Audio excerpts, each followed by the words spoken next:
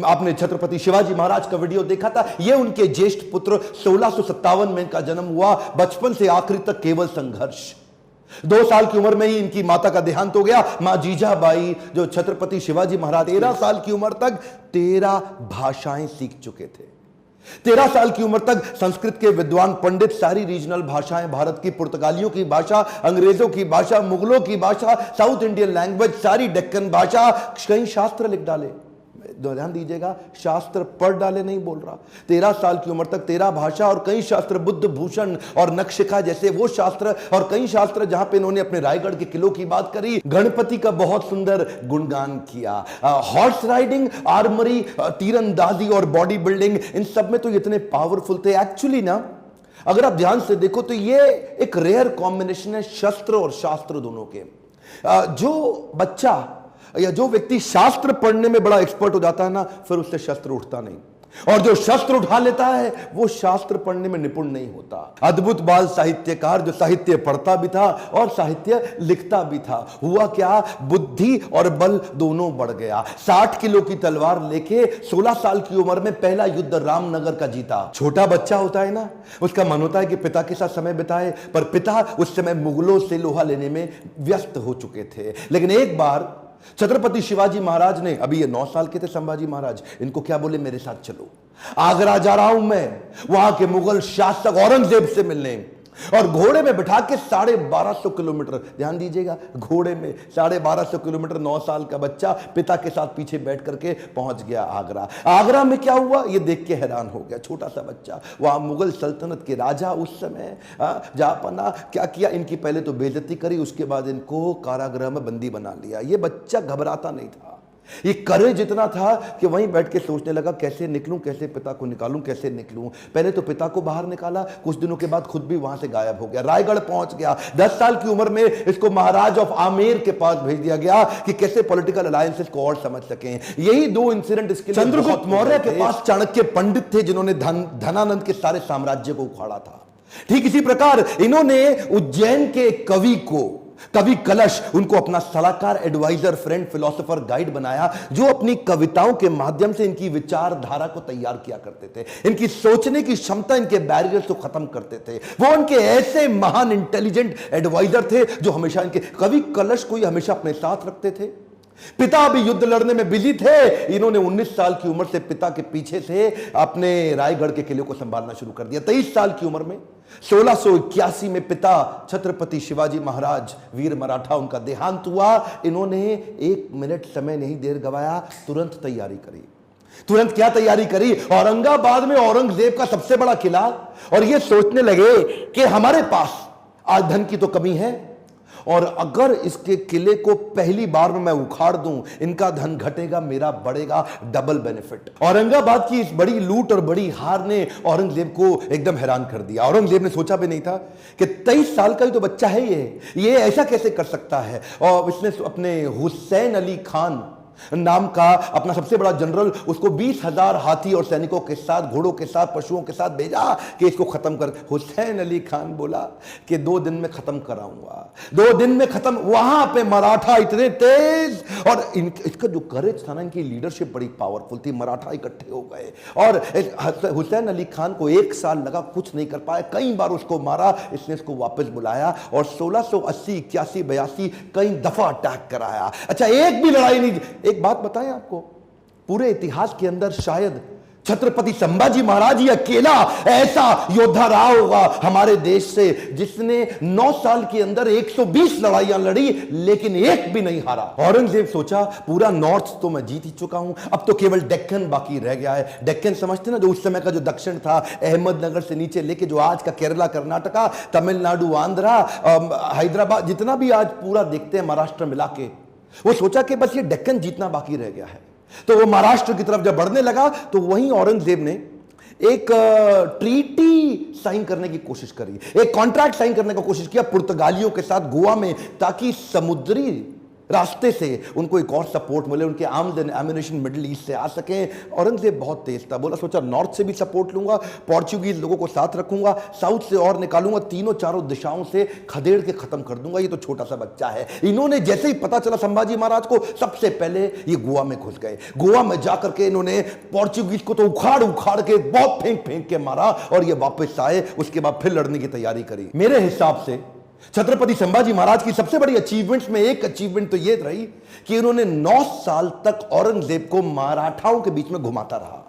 Aurangzeb actually north छोड़ के यहां आ गया और मराठाओं के बीच में इतना घुमाया, 8 लाख की सेना, इनकी 20,000 की सेना, और इन्होंने मराठाओं को इधर से मार उधर से मार, इतनी लड़ाइयां लड़ी, एक बार भी औरंगजेब जीत नहीं पाया। अच्छा हुआ ये क्योंकि इनको यहां बिजी रखा ना, जरा ध्यान दीजिएगा, तो उधर नॉर्थ में डेक्कन में बिजी रख करके उधर नॉर्थ में पंजाब के अंदर, बुंदेलखंड के अंदर, राजस्थान के अंदर स्वदेशी सल्तनतें वापस तैयार होने लगी। उधर 9 साल का गैप मिल गया ना, तो 9 साल के अंदर स्वदेशी ताकतें फिर खड़े होने लगी। हमारे देश के हिंदू राजा वापस आए मुगलों से लड़ने के लिए। ये इसको गोल गोल घुमाते रहे, इतना गोल गोल घुमाया कि पूरे भारत को जीतने का गोल हाथ से छूट गया। गोल गोल घूमा, गोल नहीं पूरा हुआ। औरंगजेब वो कहां रुकने वाला था, उसने नई तरकीबें लगानी शुरू कर दी। नीचे से सिद्दीस को साथ में लिया, मैसूर के राजा को अपने साथ में लाया, पुर्तगालियों को फिर ताकतवर बनाया, चारों तरफ से घेरने की कोशिश करी मराठाओं को। लेकिन ये उम्र से तो छोटे थे, लेकिन उम्र इनके लिए कोई बड़ी बात थी नहीं। ऐसे courageous, confident, powerful and decision making, leadership बड़ी अद्भुत, उम्र से काफी आगे चल रहे थे। इनोवेशंस बिल्ड करने शुरू कर दिए। क्योंकि धन पैसा कम था तो उन्होंने क्या किया, अपने इलाके के सारे मोचियों को और दर्जियों को इकट्ठा किया। उनको बोला आओ पेड़ से ना रबड़ का कपड़ा बनाओ निकाल करके, और लकड़ी की छालों को निकाल के तीर बनाओ, रबड़ के कपड़े को उसके आगे लपेट दो, एक तरफ तेल लगाओ दूसरी तरफ बारूद लगाओ। रबड़ का कपड़ा जल्दी जलता नहीं है, और तेल जला करके तीर को छोड़ दो, जैसे ही जाके निशाने पर टकराएगा उसका जो गन पाउडर है, बारूद, वो विस्फोट करेगा, भयंकर तबाही मचाएगा। नए नए इनोवेशंस लेके आए। मैं बोल रहा हूं ना, बुद्धि से बहुत तेज थे। औरंगजेब को भी तो मानना पड़ेगा ना। हाँ, हारते थे, मार खाते थे, फिर खड़े हो जाते थे लड़ने को, हारते थे, मार खाते थे, फिर खड़े हो जाते थे, और अकेले नहीं लड़ते थे, लोगों को साथ में लेके मराठाओं को घेरने में। ये चिक्कादेव राय नाम का एक राजा था जो इनके साथ पूरी तरह मिल चुका था। इसने क्या किया, छत्रपति संभाजी महाराज ये सबको बोल दिए, एक ने भी अगर औरंगजेब के धर्म परिवर्तन के मिशन में मदद करी, उखाड़ के सारी नस्लें खत्म कर दूंगा, बर्बाद कर दूंगा। मराठा हूं मैं, अपने देश के लिए काम करता हूं। और वो चिक्कादेव राय के बाद पुर्तगालियों को और सिद्धियों सबको खत्म करते चले गए। सबसे एक बात ना औरंगजेब के समझ में आ गई कि ये जो लड़का है ना, इसको मार नहीं सकते, इसको हरा नहीं सकते। संभाजी राजे भोसले 9 साल तक इनको पीटते रहे, मारते रहे। समझ में आ गया औरंगजेब इसको नहीं हरा सकते, सामने से तो नहीं लड़ सकते, कुछ और क्यों ना करें। और वहीं इनके जो साले साहब थे ना, जो इनकी पत्नी के भाई, संभाजी राजे भोसले की पत्नी के भाई, वो उनको इन्होंने वेतनदारी देने से मना किया, इसकी खबर लग गई। तो वही 1689 का समय, गनोजी शिर्के ने इनको ये एक ना किसी गुप्त मीटिंग के लिए अपने पार्टनर जो उनके कवि कलश, उनके साथ कहीं गए थे संगमेश्वर में। और वहीं गनोजी शिर्के ने इनके एक जनरल को, आर्मी के, औरंगजेब के, उसको बता दिया कि ये गुप्त रास्ते से जाओ, इनको आप खत्म कर दोगे। और वो लेकर के मामूली से 2000 लोगों को लेके पहुंच गया इनको पकड़ने के लिए। 8 लाख लोग तो हरा नहीं पाए, इनको पता था नहीं हरा सकते, 2000 से हारना पड़ा। क्यों? क्योंकि धोखा दिया गया। गनोजी शिर्के बेईमान हो गए, अपना परिवार का इंसान बेईमान हो गया। हाँ, हमें तो गनोजी शिर्के ने लूटा, औरंगजेब में कहां दम था, अपनी कश्ती वहां डूबी जिधर पानी कम था। गनोजी शिर्के ने वो गुप्त रास्ता औरंगजेब के जनरल को बता दिया। ये लेकर के सिपाही सेना वहां जाके पहुंच गए, निहत्ते जाकर के उनको पकड़ लिया, कब्जा लिया, साथ में कवि कलश और इधर छत्रपति संभाजी महाराज। दोनों करते क्या ना करते, 8 लाख लोग मिलकर के नहीं इनसे लड़ सके। चोरी से इनको जाके पकड़ लिया। औरंगजेब अंदर तक खुन्नस खाया हुआ था संभाजी महाराज से। कवि कलश संभाजी महाराज को लेके ऊंट से उल्टा टांग दिया, उल्टा टांग के पूरे शहर में घुमाया, बहुत मारा पीटा, लोगों को बोला इन पे मूत्र त्यागो, इनको मारो, पत्थर फेंको। उसके बाद बुला के बोला 3 प्रश्न, मराठा किंगडम मेरे हवाले कर दो, ट्रिब्यूटरी प्रिंस बना दूंगा, जो सोना गहना छुपाया चोरी किया है मुझको वापस कर दो, और किसने तुम्हारी मदद करी उसका नाम बताओ, तीसरा अपना धर्म परिवर्तन कर लो। ये 3 काम कर लो, आज ही जीवित बचोगे और मेरे साथ रहोगे, ताकतवर बना दूंगा तुमको। संभाजी महाराज और कवि कलश की आंखों में इतना सा भी डर नहीं था। उसको बोले कि मैं मराठाओं की जमीन तुम्हारे नाम नहीं करूंगा, अपने धर्म का बलिदान नहीं करूंगा, 1000 बार मारो, अगली बार फिर जन्म लूंगा, अपने ही धर्म में लूंगा। रुका नहीं औरंगजेब। इन दोनों ने अन्न जल का त्याग कर दिया और शरीर को लेकर सुन्न हो गए।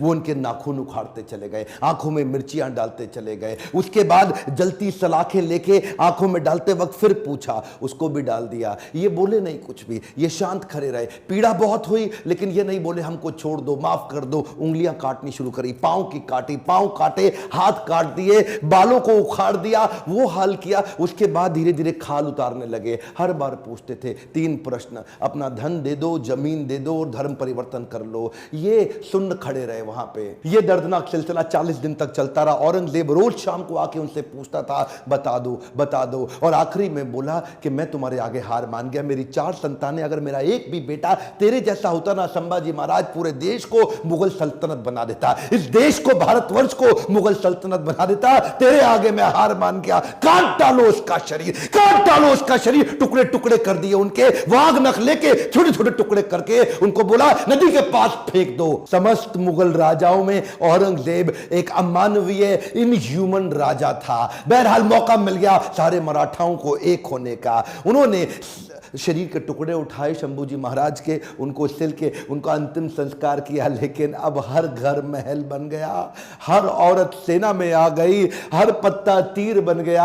देश धर्म पर मिटने वाला शेर शिवा का छावा था। महापराक्रमी, परम प्रतापी एक ही शंभू राजा था। सारी मराठा कम्युनिटी एक हो गई और उसके बाद दोबारा युद्ध छेड़ा गया। खत्म हो गया दक्कन का सुल्तान बनने का उसका सपना। कुछ ही साल के अंदर वहीं दक्कन की भूमि में मारा गया, वहीं खत्म हो गया। औरंगजेब देश को नहीं जीत पाया। गर्व है मुझे कि मैंने जन्म लिया ऐसे देश में जहां वीर मराठा संभाजी महाराज का जन्म हुआ। पर दुख है मुझे कि देश आज ऐसे वीरों को भूलता चला जा रहा है। आज मेरी, आपकी, हर मराठा की और पूरे देश की जिम्मेदारी है कि इनकी कहानी पूरे देश को पता लगनी चाहिए। इस वीडियो को आग की तरह पूरे देश में फैला दो, बंद मत कर देना। इस वीडियो को शेयर किए बिना लाइक करिए। अगर आपको थोड़ा भी अच्छा लगा कमेंट में मेरे को फीडबैक दीजिए। और किसका वीडियो आप देखना चाहते हैं। मेरे साथ जुड़े रहने के लिए चैनल को सब्सक्राइब करके हर बार इस तरह के वीडियो देखने के लिए दिल से आप सब